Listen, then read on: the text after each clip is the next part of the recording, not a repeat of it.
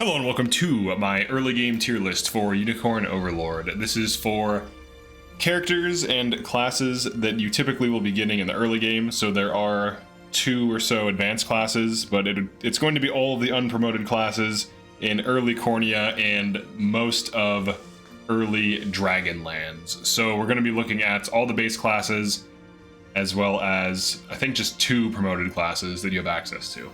So the way I'm going to tier this, I don't think anything is really truly so bad.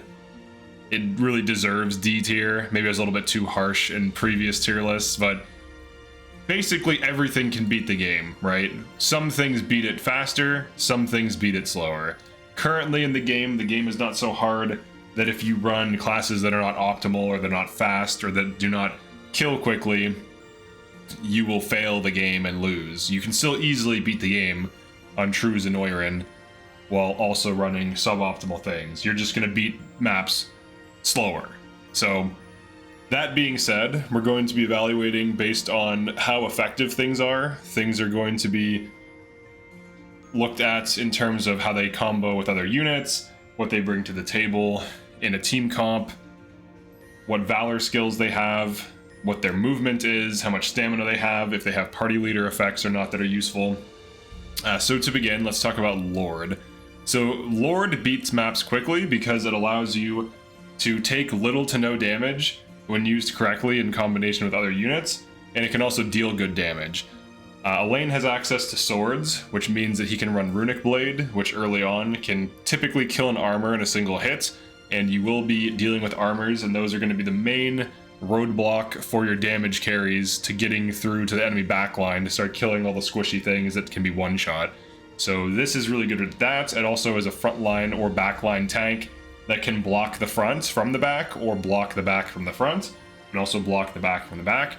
So it's just a pretty good character that is not an armor, but can tank really well. Armors have weakness to magic, to hammers from warriors, and they typically die in a single hit when they encounter their weakness, whereas with the Lord class, you should not be dying in one hit if you're using this class remotely correctly, and it basically is just one of the most reliable tanks throughout the entire early game. Swordmaster we're skipping, that's a promoted class. Sellsword. So Sellsword I think is A tier. Now it has a repeating attack like Knight, but it needs to unlock it. So you do have to get to level 10 before you get it, and that does slow down the rate at which it can kill things and go on killing sprees. Like the Knight, it also lacks a really good ability like Wild Rush to push through enemy formations to get to bosses. It does have a summon valor skill that's decent, and it has really good damage output, but compared to Knight, it has less mobility, and it has less access to a repeating kill that can kill and refresh its own action points. But it is still pretty solid. It does have good damage. It can immediately leverage its passive and active points for pretty good offense, so it definitely beats maps, I would say, quickly, at the very least, if you throw this on your team. The Hoplite. It definitely beats maps slowly. It can be good at tanking when used correctly, so it can be a very oppressive physical tank. When it does encounter magic, it wants a Radiant Knight on its team to negate the magic so that it doesn't die. However, it can still easily die to warriors, so as long as it's not fighting against things that hard counter it, it can do pretty well at main tanking, and its main downsides are that it's slow and it doesn't deal much damage. So you get a tank, like a very physical or a very durable physical tank, that basically can't do anything else but do that. So other tanks can perform in a similar way, where they can block and reduce damage to your backline by just occupying the front line, but Hoplite lacks other things those things have. It also has low mobility and low initiative. So you can still beat maps with it, but it's just not as fast as other things. Gladiator. Unfortunately, Gladiator also has a similar problem to Hoplite, and it has low initiative. It also has low accuracy on all of its attacks. So when you use this in early game, it has a row attack, but it tends to not connect very well. Either it straight up misses, or it just acts last because it has low initiative. So early on, you kind of want to fix its initiative and fix its accuracy, but the problem is there are other classes that don't need these things fixed. So what you can do is give other classes like more passive points or more active points, and they just don't have to worry about low accuracy or low initiative. And it's also like low movement speed. And as a frontline tank, it can't block for anyone. So Hoplite can cover for things, right? It can use like heavy cover to block attacks. Gladiator cannot. So typically it's just going to be shown up by like Thief and by Sword Fighter, who can both sit in the front and just not get hit, assuming there's no True Strike. In an early game, there's very few True Strike. So, alright, so Gladiator I think is C. Actually, let me change songs really quick. This song is kind of like very whimsical and hopeful. Let me like go back to the game. I have the game running in the background. That's better. Alright. You're probably like, what the hell? Probably thought I added the music in. Alright, so what else do we have? Warrior. Warrior I think is decent. It has damage potential. It can one-shot enemy armors. It has repeating attack at level 10.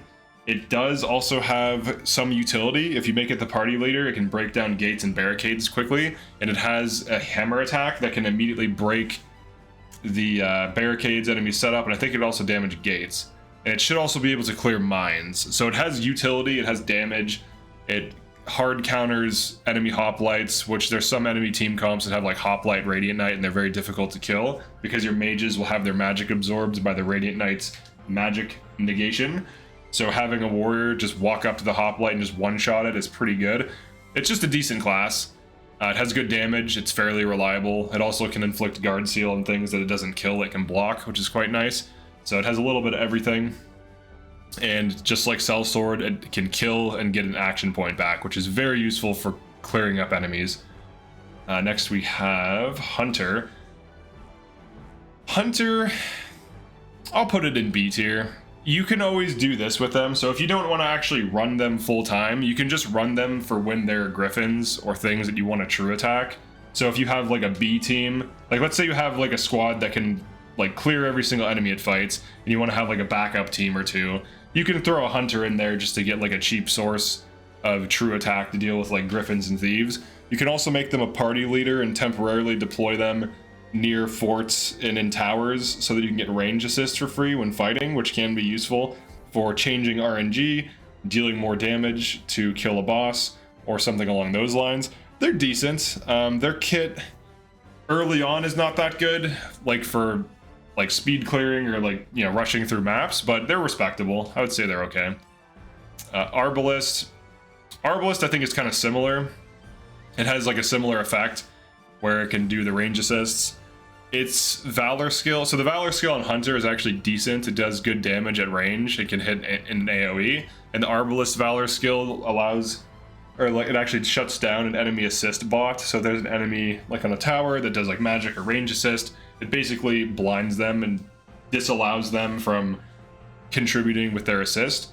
It's not really the best thing, but I would say these are like respectable things to throw in a team just to boost damage.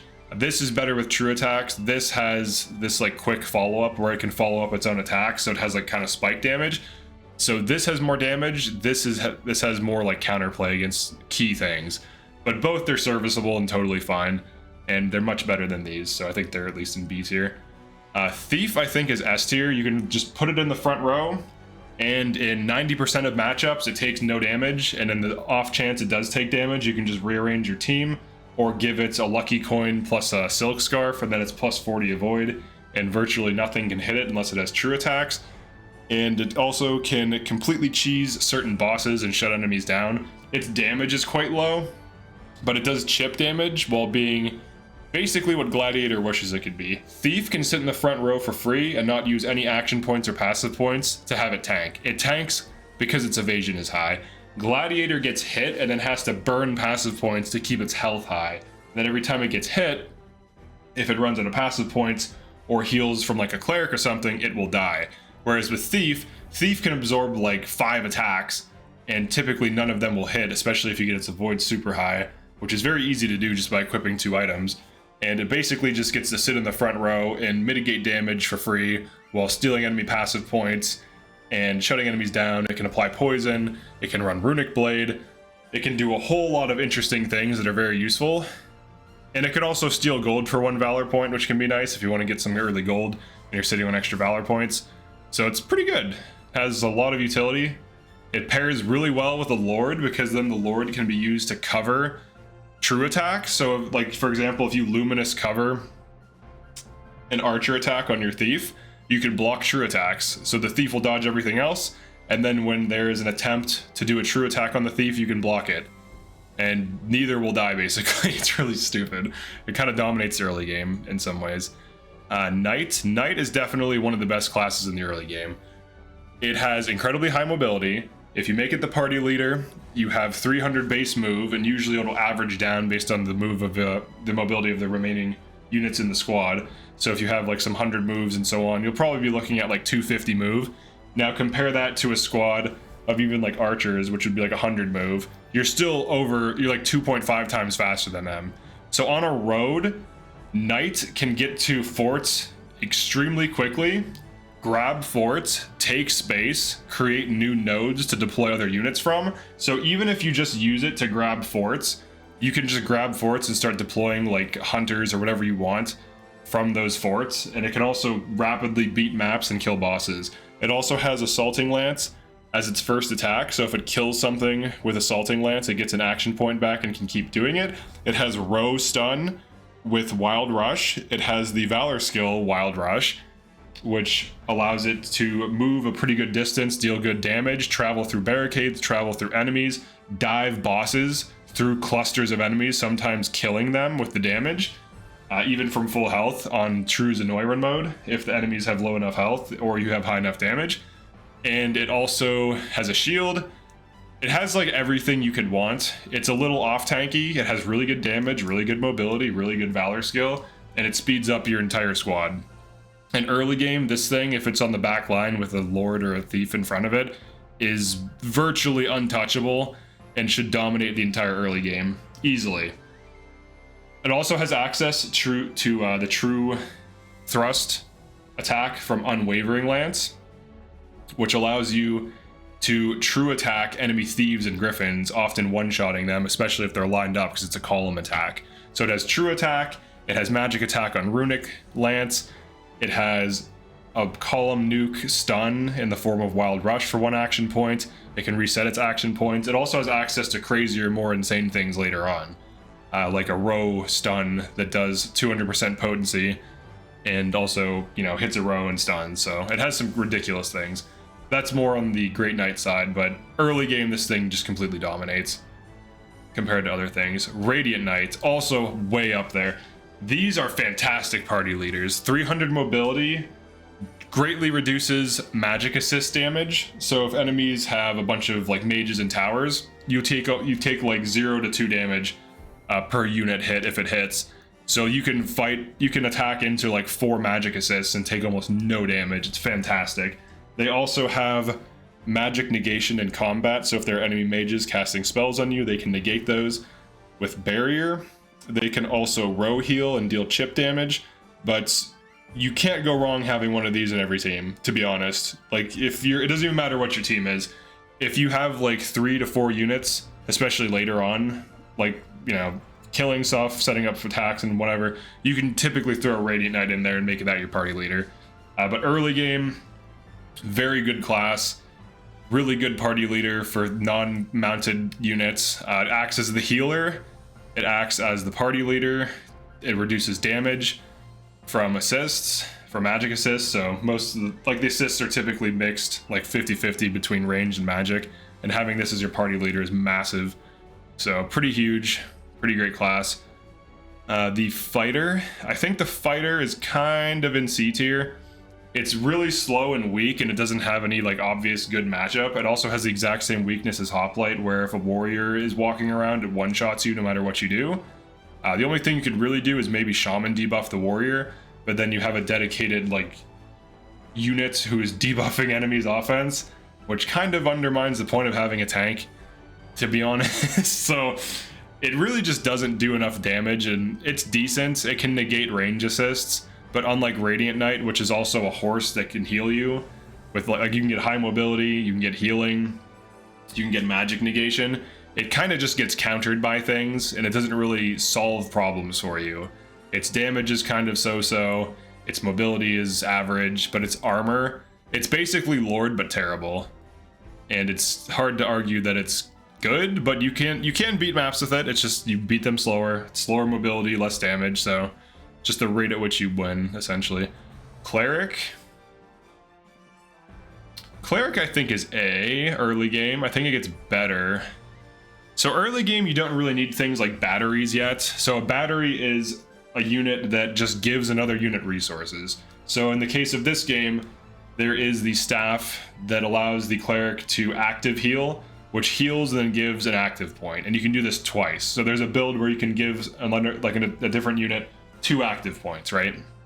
So early on, that's not super relevant. Later on, it becomes better when you're starting to do like combos and crazy things like that. But for early game, it's just a solid class.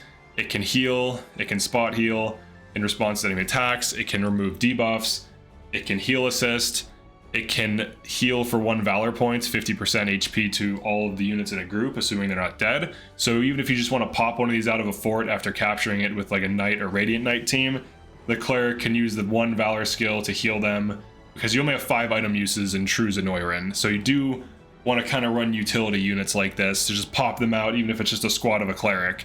Pop it out, use your heal, pop it back in to conserve on your item uses. But that's pretty valuable. In actual combat, they do fit well into 4-man teams, especially if you want to create a monster team that can just keep pushing, because they can remove debuffs, which is huge, because in some cases when you're fighting shamans, the debuffs have your damage, so removing that is critical. They also can provide protection. There's a staff that allows them to give row protection, which is half damage to a row per hit, so they all get 1 hit of half damage. So that can undermine an enemy nuke. So if there's like a row attack from an enemy Griffin or something that gets off for whatever reason, the Cleric can allow you to tank it. So it's just a really good utility support unit that you can run in a 4-man group, or in some cases you can run it in 3-man groups, but you're going to be lacking damage typically. So I would say as you're exiting Cornea, they become better, and as the battery build comes online, they become better. But they have a lot of options. They're just a good utility. Wizard I think is also A tier. Its Valor skill, Blaze, is kind of nothing. It's just like 10 seconds of low damage per second, and that isn't really why you use them. You really use them because they can leverage their active and passive points for huge magical damage, and that's it. That's all they do. That is literally all it does. It's really good at killing armors. It's really good at killing things that at least have average magic defense or lower. High magic defense things it kind of doesn't really do much against. Against another wizard, it can kill like its own kind, so to speak. Like you can have a wizard kill another wizard if it burns them. Like if the damage from the spell isn't enough, but it sets them on fire, usually the burn will kill. So it has things like that, but typically it has good matchups against most things early game, and it just has good damage. So if you have like a team of 4 and you want some magic damage to punch through enemy armors so that your knights or whatever can get through, or even a Sellsword or warrior, you can do that. And a warrior can get itself through, but Sellsword and knight need something to punch through for them. The difference between Sellsword and warrior, this is higher potency, this is more flexible. That is the major difference. This is more damage. This can get through blockers better. This is just better than both because of the mobility and the wild rush, which is absolutely insane. And it also has stun, and it also has column stun and column true attack. It has column true attack from lance, like from a unique lance that you can get early on, and it has column stun from its own ability, its own kit. All right, what's next? Witch is definitely S tier. Witch can freeze enemies, which completely shuts them down until they get hit again, which in of itself is massive value. They can conferral something to give it 50% or 50 magic potency added on to an attack. So it allows, for example, in a lane using runic strike or whatever, or magic attack from runic blade to one-shot like a high health armor if he can't kill. You can also use it on column attacks, on row attacks, and then later on board nukes to give them damage boost so that when you multi-hit, all of the hits in the multi-hit get damage boosted. It can also teleport to an allied unit or facility. So if you have a unit that's about to kill the boss and needs help, maybe it needs extra damage, maybe it needs the witch's team to kill like an armor so that team, the second team, can kill the boss, it can teleport in and do that. It also for one act or for one valor point can create a gravity well that slows things down for I think 20 seconds by 90%. So it can allow you to stall out time. Say an enemy's about to capture your base, you can just deploy a witch and then put a gravity well down. And even if the distance from where the enemy is to the base is short, the gravity well will buy you a lot of time, assuming you only have one valor point in this case. But mainly the freeze is good, conferral is good. It can use frost conferral as well. Wizard can do this too, but Witch also has teleport and freeze itself. So it's kind of like less damage than Wizard, but enough damage typically to kill armors in a single hit, but it has crowd control and it has more team synergy, I would say. And it has the teleport, so it just has a little bit more than Wizard mechanically. Shaman. I'll put Shaman in high C tier. Now, a lot of people put Shaman in S tier. And the reason they put Shaman in S tier might be because of how they're evaluating the units. Like, I'm making this as clear as possible. Does running Shaman make you beat things faster? No. Druid can. Shaman cannot. Shaman only has offensive debuff curses. It can remove passive points from enemies in a row and reduce their initiative, and then it can reduce their offense, and then in response to them attacking with passive points, it can reduce a single target's offense. Reducing the offense of enemies does not lend itself to killing those enemies. It also is slow, and it does not have a good valor skill. As a party leader, it can be decent. It has the same effect as Radiant Knight, but unlike Radiant Knight, which has 300 base move, this has I think 100. So it does not allow you to just rush around and fight through and dive like Radiant Knight. So it's kind of just basically Radiant Knight but worse. Because Radiant Knight can actually attack, it can protect you, because that's basically what Shaman's doing, it's protecting you. So if you have a solid frontliner supported by a Radiant Knight, either way you're going to need some kind of solid frontliner if you're running either of these. This is just much better than Shaman. It also has damage, it has row heal, it has anti-magic built in, and it also makes a good party leader, whereas this makes a kind of middling party leader. Now once this becomes a druid, and it can defensive debuff rows, that's where it becomes big value for spiking damage and killing things faster. But until then, it's just kind of okay. You can run it, you can beat maps with it, but it's not nearly as good or as fast as these other options. Wyvern Master. For early game, this is fantastic. You can cheese the arena with this. Early game, Frost Conferral board nuke. It has like hard counters to certain things early on. Well, in general, it has the ability to just like negate certain attacks from ground enemies. It also has flyer mobility with 150 movement, which is decent. And it's just an overall good class. It has good damage. It has good access to weapons. It has spears. Spears are one of the best weapon types in the game because you can runic spear to poke armor. You can true unwavering spear to true thrust, and a column to kill enemy thieves, enemy griffins, whatever, enemy high avoid tanks. And you also get other things like Dragoon Dive, which can cheese the arena, unlock Amalia early, get all those rewards early. And of course you can use that in early game to like board freeze the enemy squads, especially with quick impetus. So you have some pretty early combos. This is like the first combo class before you enter the middle game. So this is a pretty good class, I would say. Or I'm sorry, this is Wyvern. We want Wyvern Knight. Not Master. Master is the advanced one. Alright. Griffin Master, where's Griffin? Fencer, those are advanced. Werefox, Werebear. Soldier. Soldier, I think early game is actually like either low S or high A. I'll put it in high A. I don't think it's S because it doesn't like hard carry, but it is really good. It can spot heal with first aid. When you don't want it to spot heal with first aid, it could always do something like Dancer's Call and a Cav. It also can use True Thrust, which is very huge value, and it can also use Runic Lance or Runic Spear, which is huge value. So it can poke armors, it can lane nuke evasion tanks with True Attack, it can lane nuke Cavs with its basic kit, and it can also javelin backline enemies that are undefended. So if there's an enemy in the front row but it does not block, it can directly focus fire something in the back, typically killing it. And it also gets a damage increase on javelin when attacking a flyer. So it can also poke out like a flyer that's protected. So it has a lot of interesting things. It's just a good generalist to add onto your team.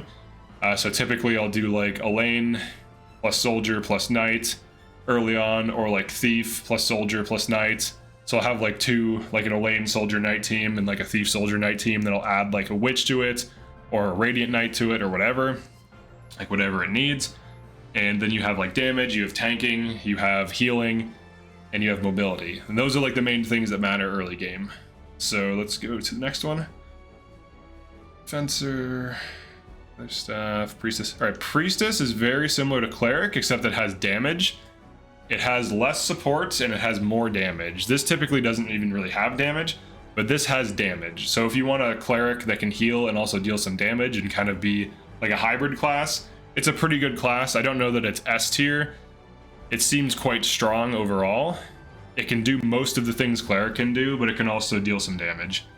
Now you don't get it until like halfway through the early game. And the early game we're defining as Cornea and then some of the Dragonlands. So near the entry point to Dragonlands is when you get Priestess. And you can do some Cornean quests with Priestess, with Scarlet, but beyond that, she's kind of near like your entry point into the middle game. And she can be decent, but she definitely doesn't help you out as much as these do. And this is also more towards the end. We're not really counting this availability against her. It's just that I'm just pointing it out, like when you get her. Soldier we've already done. Prince. We could do Prince. It's kind of... Yeah, I guess we'll do Prince. Prince early on is like decent. He really helps you when you get board nukes because he can damage boost the board nukes. He can give your entire team a damage boost, which is quite nice. He can do other things as well, but early on I don't think he really pops off yet until your team starts spiraling out. He's a great 5th unit. Like if you only have team size 4, I kind of don't like him on teams, but if you have team size 5, I think that's where he really fits in. Same thing with like Druid. It really fits into those like larger teams. All right, Sword Fighter. Sword Fighter, I think, is basically just Thief in most situations, but with damage. So it's basically better. You have access to these opening strikes at the start of battle conditions. So as soon as the battle starts, the Sword Fighter can whack something for 150 physical potency. And oftentimes kill it, especially if it's like an evasion tank Thief or an evasion tank like Griffin or something like that. But it's basically an evasion tank frontliner that can parry melee attacks if it does get hit through its evasion tanking, including true strikes. And it can deal decent damage, way more damage than Thief, typically less damage than a damage carry. So it's kind of this like hybrid unit that can be a frontline evasion tank or a backline like DPS unit. But typically speaking, early on, it actually does do pretty good damage, and it's one of the first things that has at the start of battle effect. And once you start getting better at the start of battle effects, hitting a single enemy is really not the best thing to be doing. There are much more potent effects, but for early on, it's quite good. Okay, let's go through, make sure we didn't miss anything. Oh yeah, we do have to do Paladin. So Joseph, I would say he's like... Here, he starts off really strong and then his damage starts falling off and he becomes like a support unit.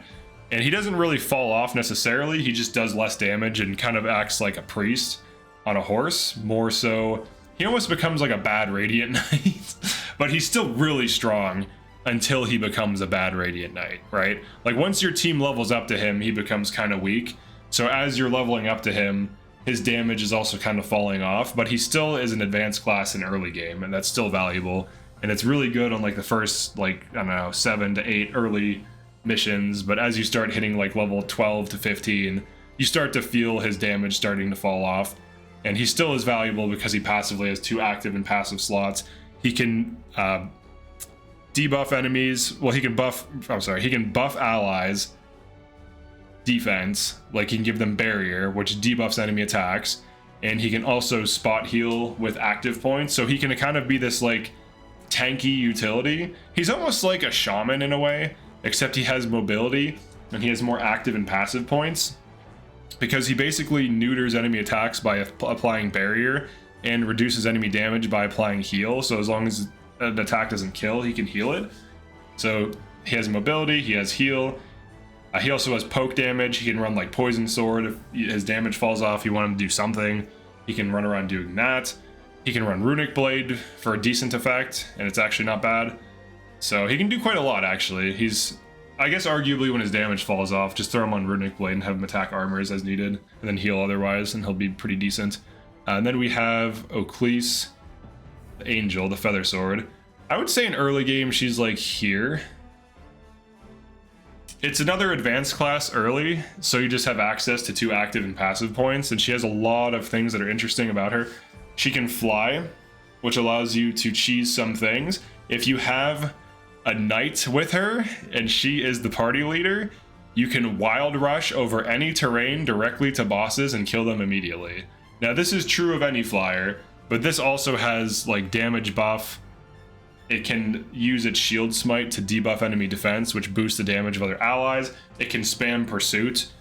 It already has 2 passive points, so it can pursuit twice. If you give it a lapis pendant, it can pursuit 3 times. And there's also like the Liberator's Pursuit, which I think you can get pretty early. You can get that as early as the Dragonlands. But it can do some interesting things that are good. It can be like a support damage unit that also is an avoid tank, so in certain matchups it can sit in the front lines and avoid tank in place of a mitigation tank. So if you have a tank that would die or get hit by a lot of damage, sometimes just switching the feather sword to evasion items. Like she gets plus evasion and hit 20 with her sword and shield by default. If you throw a scarf and the lucky coin on her, she's so evasive, the only thing that will hit her are true attacks. So she can also be a frontliner, so she can do a little bit of everything. So it's kind of a nice class. Now as a party leader, you're looking at 4 stamina and lower mobility, but you get flying, so it's also pretty good to wild rush with this thing. The Wyvern Knight also can use Dragoon Dive, which I forgot to mention, which even if the Wyvern Knight is not the party leader, you can use Dragoon Dive to go over mountains as long as you can land on the other side, and to go over rivers. So if you have a landlocked team, let's say you have like a Radiant Knight leader or something, you can Dragoon Dive over choke points, over obstacles, as long as you land on like terrain you can walk on. So pretty huge value for some early maps as well. Griffin Knights. Griffin I'll put in high B. It has flight, which is good. Its valor skill is decent. It allows you to boost to double the movements of an allied group. It has row cleave, but it has low initiative, and it's on axes. Early game, there aren't really many good axes, and of the axes in the early game that you can run, none of them really solve any problems. Like the early game lances, you can get true hits, you can get magical attack, you can get other effects like removing action points from enemies. Same thing with swords, you can remove an action point from an enemy through a sword attack, you can poison, you can hit with magic. There are all these utility swords and lances early, but there aren't really good utility axes early. So axe just kind of suffers as a weapon type overall. Later on there's better axes, but not nearly as good as like the range of like swords and lances there are in the game. But it's a serviceable combat class that's really good against cavs. Its valor skill is good. It can be worth it just to have one, just to pop it out, to give something a speed boost and then undeploy it. For actual combat though, they have lower initiative, kind of like average, so they tend not to go first. They can, however, row attack either row, because their attack is considered ranged. So they can directly attack backliners with a row attack and get like Tome Conferred with like Frost Conferral, so that they can freeze like the backline, for example. But that's stuff like that starts to fall off once you get like Wild Rush and Dragoon Dive. Those are just superior damage-wise and functionally, because it's like this supplies its own stun, and this is a board nuke, so it's kind of hard to compete with that. But they're decent. Some people swear by them, but their matchups against non-cav enemies are quite mediocre. Their damage output is just not there, their initiative is bad, and they're quite slow. Movement-wise, as party leader, just like Oclese or Feather Sword, you also are looking at 4 stamina, so you really can't have that many combats. If you're going to dive a boss, they can be decent. You can still do the Wild Rush thing, as if this is the party leader, as long as you have an enemy that you can hit on the way there, so that you can cover a huge distance instantly to kind of compensate for their low move speed. But they can be decent. I don't think they really dominate in the early game at all like some of these other classes, but overall their damage output's fine. Their accuracy is decent. Their passive skills are not the best though. They tend to not have something to do with their passive slot early. They have a self-heal at end of battle, which is fine. It's not really anything special. And then they have the ability to boost the initiative of their row by 10 at level 15. And this would be decent if they were high initiative, but because their initiative is kind of average, a lot of other things will go before them. So then they're initiative boosting things that have already taken their turn. If they were faster, I would say they're like A tier, maybe S. But because their initiative is so low, even if you create a custom one with high initiative, it tends to force them to run like a plume as an item. And that kind of hurts you offensively, because you should be running like a Carnelian pendant and maybe like a warrior's necklace or something for damage increase and an extra attack. But instead they're locked to one attack that's a row attack. That's decent, but it usually doesn't kill unless it's a cav. And they have 2 okay situational or not that useful passives and an okay valor skill. So it's like they just don't really have it yet. Maybe on their advanced class they're much better, but I think early game they just don't really have the offensive potential to really push your teams up, you know, in effectiveness. So all of these teams can beat the game. Some of these teams just beat the game faster. Like objectively, like you can literally measure how quickly this moves versus this. Like if I have a Griffin Knight squad push most bosses on most maps, and I'm talking like 95% of maps, and I have a Knight squad that's on a road, the Knight squad will take 2 to 3 forts and then kill the boss by the time this is halfway there. It's not even funny. And also every time you claim a fort, you get 2 stamina back. And then also every time you claim a fort, you can deploy more units from there. So the Knight can typically completely clear out, like a Knight or a Radiant Knight leader can typically clear out like entire maps by the time a flyer is even halfway to the boss and has not even fought anything once. So it's not really fair, honestly, how good it is. Maybe they're gonna balance some things, I don't know. But that's it for this one. Definitely like and subscribe if you found this useful or interesting. Feel free to debate me on why these are good. Try to not be really upset or something, or like use ad hominem attacks where it's just like you don't know what you're talking about, or things like this. Like actually have like arguments, present your case. You can change my mind on things.